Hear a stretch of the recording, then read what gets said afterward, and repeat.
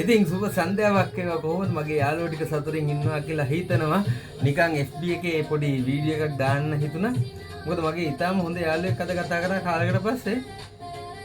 කතා කළේ කොයිද ඉන්නේ කියලා තාම මගේ මිත්‍රයා හිතලා තියෙන්නේ මම ලංකාවේ ඉන්නේ කියලා. ඉතින් ඒක නිසා හිතුණා FB එකට දාන්න. ඇත්තටම මම ලංකාවේ නෙමෙයි ඉන්නේ. මාව නෝනා මාව කැඳගත්තා මාලදිවෙන්. ලංකාවේ ඉන්න එපා. එමු මෙහෙ වැඩ කරමු කියලා. ඉතින් මම මාලදිවෙන් ඇවිල්ලා දැන් ටික කාලයක් ගත වෙලා එහෙම තියෙන්නේ. ඉතින් ඔබලා සතුටින් ඉන්නවා කියලා හිතනවා ප්‍රාර්ථනා කරනවා හැමතිස්සෙම. ඉතින් සතුටු ආරංචියකුත් තියෙනවා මගේ නෝනාගේ නංගිට චූටි පැටියෙක් කෙලි පැටියෙක් හම්බුණා. නෝනා වන්දිය බලන ඉස්සරහින්. ඉතින් කෙලි පැටියෙක් හම්බුණා අපි මේ ටිකේ සතුටින් ඉන්න තාම යාම පෙන්නන්න බෑ අපිට. පෙන්නන්න තහනම් කරලා තියෙනවා. සියලුම අංශ වලින් අපිව තහනම් ලක් කරලා තියෙන්නේ. ඉෂාරවත් ඇල්ලුවලු නේ. ඉෂාර සම්බන්ධව ඇල්ලුවා කියලා ආරංචි යනවා නිවුස් වල සට්ට පරිවෙන්න. ඉතින් ගොඩක් සතුටුයි. ඉතින් පාතාලේ නරක වැඩ කරලා හැමදාම හැංගිලා ඉන්න බෑ. නරක වැඩ කරන කට්ටියට දෙවියන් වහන්සේගේ පිහිට කොයින්ද? ඉතින් අපි හැමෝම මේක හිතන්න ඕනේ. හරි. ඉතින් සතුටින් ඉන්න කියලා ප්‍රාර්ථනා කරනවා. අපි මාලදිවයිනේ ලංකාවට ඉතාම ළඟයි. මං හිතන්නේ පැයෙන් එකමාරෙන් එන්න පුළුවන් අපිට. ගෝණි මාලදිවෙන් ඉඳන් නම් වෙනත් දූපත් තියෙනවා ශ්‍රී ලංකාවට යන වෙලාවට වඩා ෆ්ලයිට්ස් වල වෙලා යනවා. මං දැන් අඩු එහෙම මං හිතන්නේ පැය එකයි විනාඩි 10ක් පමණ යන වෙලාවල් තියෙන අඩු වලට ෆ්ලයිට් එකේ. ඉතින් ලංකාව ඉතාම ළඟයි අපිට පැය එකමාරෙන් එන්න පුළුවන්. පැය එකමාරෙන් එන්න පුළුවන් වුණාට ඉතින් එයාපෝට් එකේ ඉන්න මට ගෙදර දෙහිවලට එන්න තව පැය දෙකක් විතර එන්නේ. එහෙම කතාවක් තියෙන. ඉතින් කමන්නේ කොහොම හරි අපේ ලංකාවේ නව ජනාධිපතිතුමා නම් ඉතා හොඳින් වැඩ කරගෙන යන බව පෙනී යනවා. අපේ ගොඩක් කට්ටිය කැමැත්තක්. අපි දේශපාලන පක්ෂ වලට ගැති අය නෙමෙයි. දේශපාලන පක්ෂ වලට එතකොට මැතිවරණ ක්‍රියාවලීන් වලට අතිශයින්ම මමත් ඒකයි ලංකාවේ ඉන්නකොට අතිශයින් බැහැලා වැඩ කරලා වීඩියෝග්‍රැෆි ෆොටෝග්‍රැෆි පැත්තෙන් සෑහෙන උදව් කරලා වැඩ කරලා පඩියට වැඩ කරලා තියෙනවා.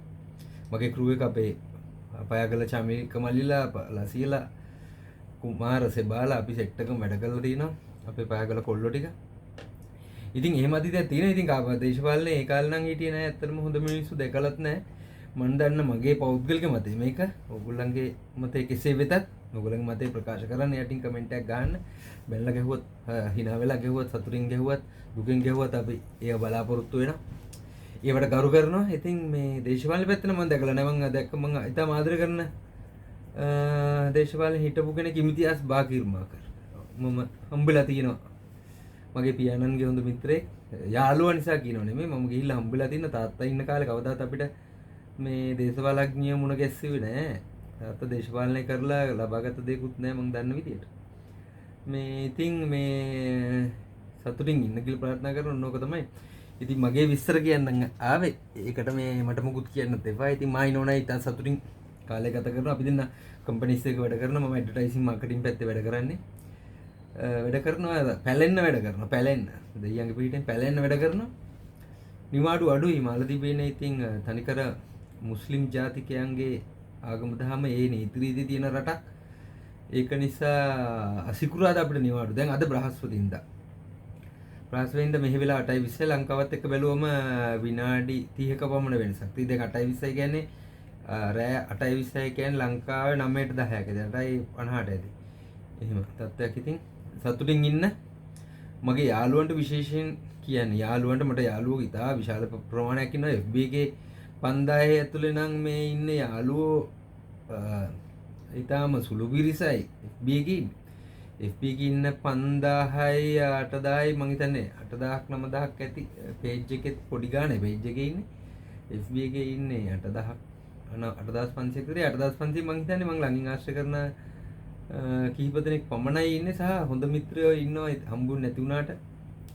හොඳ මිත්‍රයෝ මං හිතන්නේ 8500 ඇතුලේ නම් මං හිතන්නේ 200ක්වත් ඇති කියලා. ඉතාලම මගේ එහෙම ආශ්‍රය කරන කාලා බීලා එකට ඉඳපු එකට සැපගත්ත එකට සෙට් මෝල් වෙච්ච කට්ටිය ඉතාලම සුළු ප්‍රමාණයක් ඉන්නේ.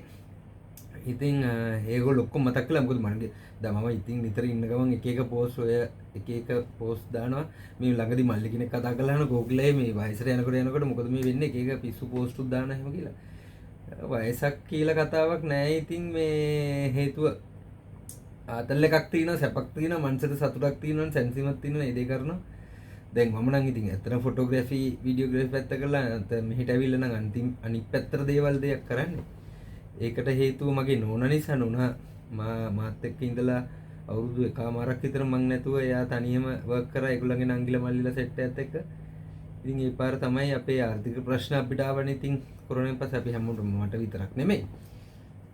මං අඳුරන කියන ෆොටෝග්‍රැෆර්ස්ලා සල් බෑන්ඩ් ගහපු අය, ෆ්ලවර් ඩෙකරේෂන්ස්, ඕ ඩීජේස්ලා ඔක්කොම ලොකු පිරිසක් දැන් රට ඉන්නේ. මොනවා හරි කරගන්න එපා නේද? අපිට එක ෆීල්ඩ් එකක ඉඳගෙන වෘත්තීය කරුත්තේ කියන එක නිකන් මාකටිං එකක් මං හිතන්නේ. ඒක තනිකර බොරුවක්. ඒක මේ මිනිස්සු ලොක්ෙක් කියලා කම්පැනි ලොක්ෙක් කියලා මාවපු ප්‍රොපගැන්ඩා එකක් වගේ එකක් මට හිතෙන්නේ. මෙහෙම එහෙම ලොකුකමක් නැහැ. ඉතින් කොහොම හරි වැඩ කරලා පඩි ගන්නවා. මේ හොඳින් ජීවත් වෙන එක තමයි අත්‍යවශ්‍යම දේ මම හිතන දේ. ඉතින් ඔයගොල්ලෝ හැමෝන්ටම සුබ දවසක්, සුබ සතියන්තයක් උදා වේවා කියලා ප්‍රාර්ථනා කරනවා. අපිට නම් හෙට නිවාඩු. මමයි නෝනේ මේ ඇඳගෙන ඉන්නේ මේ පොඩි ගමනක් යන්න බ්‍රහස්පතින්ද. මාලදිවයිනේ එකම විශේෂත්වය තියෙන්නේ රෑ 12ක වෙනකන් කඩවල් සාප්පු ඇරලා තියෙනවා. ඒගොල්ලෝ 6ට හරියට වහනවා, ආයි 8ට අරනවා රෑ. හරි. ප්‍රයා ටයිම් එකට අනිවාර්යෙන් වහනවා. දවල් 12යි 1 අතර අනිවාර්යෙන් වහනවා. සිකුරාදා අනිවාර්යෙන් උදේ ඉඳන් දවල් 2 වෙනකන් ෂොප්ස් අරින්නේ නැහැ. උදේවරුට මාකට් එකේ ලොලු ගන්න අරවා මේවට යන්න පුළුවන්. ඒව ටික තියෙනවා. අනිත් ෂොප්ස් අරින්නෙම නැහැ. කොෆි ෂොප්ස් අනම්මනම් මේ කොෆි එකක් ගහලා සිගරට් එකක් ගහලා එන්න පුළුවන් හැකියාව තියෙනවා. එළිය ගිහිල්ලා මේ පුංචි කඩවල් පිළවල් තියෙනවා. ලස්සන තැන් තියෙනවා. අපේ ලංකාවේ වගේ ඉතින් අපිට ඇල්කොහොල් නැත සතා නැත ඒව නෑ මෙහි. ඒ නීතියට අනුව වැඩ කරන ඒව හවුනොත් කෙලින්ම ඩිපෝට් තමයි දැන්. මේ ලංකාව වගේ නෙමෙයි මෙහෙට අග්ගල් ඩිපෝට් කරන සහ මෙහෙ මද්‍රව්‍ය ප්‍රශ්න තියෙනවා. මේ ලංකාවේ තරම් අති විශාල ලෙස ධර්ම තත්ත්වයක් නෑ සහ ලංකාවේ වගේ අති දූෂිත දේශපාලඥයෝ නෑ. ඉන්නවා. මීයෝ නැති තැනක් නෑනේ. මීයෝ නැති ගියක් නෑනේ. කරපොත්තු නැති ගියක් නෑ වගේ තමයි චාටර් දේශපාලඥයෝ. උන්ට මොන ආගම වුණත් උන් ඉන්නවා, මොන ජාති වුණත් ඉන්නවා. ඉතින් ඕක තමයි මේ නිකන් එන සල්ලි වලට යට වෙලා ඉතින් පේනවනේ. දැන් අපිත් එක්ක හිටපු මනුෂ්‍ය හොඳ තත්ත්වයට ගියා. ඉතින් දැන් පටලවාගෙන ඉන්න ප්‍රශ්නින්ද එන දුකයි. ඒ නිවුස් දැකීදි මනුෂ්‍යමයි එකට වැඩ කරා, එකට ඩබින් කරා, මනුෂ්‍යමයි එකට සෙට් වෙලා කතා බහ කළා. එහෙම හිටපු කට්ටිය මට තේරෙන්නේ නැහැ මේ මිනිස්සු මෙහෙම කියලා. මං දෙන්න සල්ලි කියලා අපේ අත මිටර ගන්න පුළුවන් ප්‍රමාණයක් තියෙනවා. ඉතින් මන් දන්නේ අපි අති විශාල සල්ලිකාරයෝ නෙමෙයි. අපි දුප්පත් තැන්වල හිටපු කොල්ලෝ මේ පවුල්. ඉතින් මන් දන්නේ මිනිස්සු මොකක් කල්පනා කරනවද හිතනවද කියලා. මේ මට හිතන දේ කියන්නේ. දැන් මම මේක සෝෂල් මීඩියා දැම්ම ගමන් මට රෙද්ද උස්සගෙන ඉන්න එපා ඔයගොල්ලෝ. මොකද හේතුව මට හිතන දේ, මගේ පෞද්ගලික දේ තමයි මම කතා කරන්නේ. ඒකයි මම මේක වීඩියෝ කරලා ඔයගලන්ට දාන්නේ. මොකද මගේ යාළුවෝ කට්ටිය ගොඩ කට්ටියකට කතා කරලම නැහැ. මගේ මත් එක්ක ක්‍රිකට් ගහපු මාරියෝලා, මේ මොරටුවේ රොෂාන්ගේ පියත් නැති වුණා මේ සති කීපයකට කලින්. ඉතින් ඔය අපේ යාළුවෝ පිරිසක් ඉන්න කතා කරන අලින් ෆර්නෑන්ඩෝ, නලියා, අපි කියන්නේ සතා නලියා කියලා. ඒ වගේ විශේෂයෙන් හිතවත් පිරිසක් ඉන්නවා. හැමතිස්සෙම කතා බහ කරන නැත්නම් ඉතින් ඔක්කොම කෝල් කර මේව කරන්න බෑ. අනිත් කෝල් කරන්න බෑ. දැන් ලංකාව විදියට මයිනෝනයි සාමාන්‍යයෙන් පැයකට පාරක් විතර කතා බහ කරන මෙහෙදී ආවම එහෙම අපිට කතා කරන්න බෑ. අපි දවල්ට කෑවත් බුව දානවා. ආයි හවසට කීයට දෙන්නේ මාව එක්කන් යන්න කියලා අහනවා. උදේට සමහරවිට මට ගිහිල්ලා එයා බස්සන්නත් වෙලාව නැහැ. මම ට්‍රාන්ස්පෝර්ට් මැනේජර්නේ මගේ නෝනාගේ. ඉතින් එහෙම වෙලාවකුත් නැහැ. ඒ තරමට වැඩ තියෙනවා. නිකන් ඉන්න බෑ. දවස යනවා තේරෙන්නේ නැහැ. ඔයගොල්ලෝ දන්නවද මම දැන් මේ ලංකාවෙන් ඇවිල්ලා හරියටම අවුරුද්දයි මාස 4කට සහ 5කට කිට්ටුයි. මට තේරෙන්නේ නැද්ද මන් දන්නේ කොහොමද මේ වෙලාව ගියේ කියලා. ඒ තවුලක් නෑ. අපි ඉතින් પાස්පෝර්ට් තියලා ඔක්කොම උප්පන්න සාතික ලස්සන සාතික ටික අරන් නේ ආවේ. ඒ විදිහට යන්න පුළුවන් අනිත් කට්ටිය වගේ නෙමෙයි. ඉතින් ඕගලන්ට ජය වේවා. නරක වැඩ කරන්න එපා. ලංකාව විනාශ වුණේම නරක වැඩ කළා. අපි හැමෝම මිනිස්සු වැරදි කරනවා. පෞද්ගලික ජීවිත වෙනස්, රට විනාශ කරන එක වෙනස්. ඉතින් අපි කනබුන මිනිස්සු හොඳට ඉන්න ඕනේ. ඉතින් හැමෝන්ටම ප්‍රාර්ථනා කරන සුවදායක ජීවිතයක් ප්‍රාර්ථනා කරන්න කියලා. මේ කතාව එන්න කලින් මට අතිශයින් දුක කතාවක් ආවා. මම අද ජයනන්ද අපේ බෝල ශ්‍රී ලංකාවේ හිටපු එයා මම අඳුරනවා කතා බහ කරලා දින මිත්‍රයෙක් කියන තත්ත්වෙ නේ. එයාගේ පොඩි පෝස්ට් එකක් දැම්ම එයා නැති වෙලා හින්දා නිවන් සැප ලැබේවා කියලා.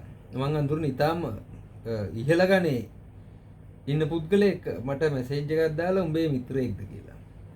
මිනිහෙක්ට අනිච්චවත සංඛාරා සුබගමන් දෙව්මව් තුරුලේ සැතපේවා කියලා ගහන්න මිත්‍රයෙක් වෙන්න අවශ්‍ය නැහැ.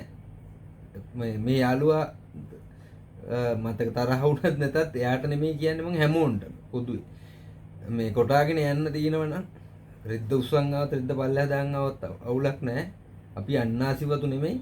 ඒක නිසා මේ එහෙම මිනිහෙක්ට අනිච්ච සංඛාරා කියන්නේ පපුවෙන්. අපිත් යනවා. අපි දැන් තව මොහොතකින් ඇයිද? දන්නේ අපි දන්නේ.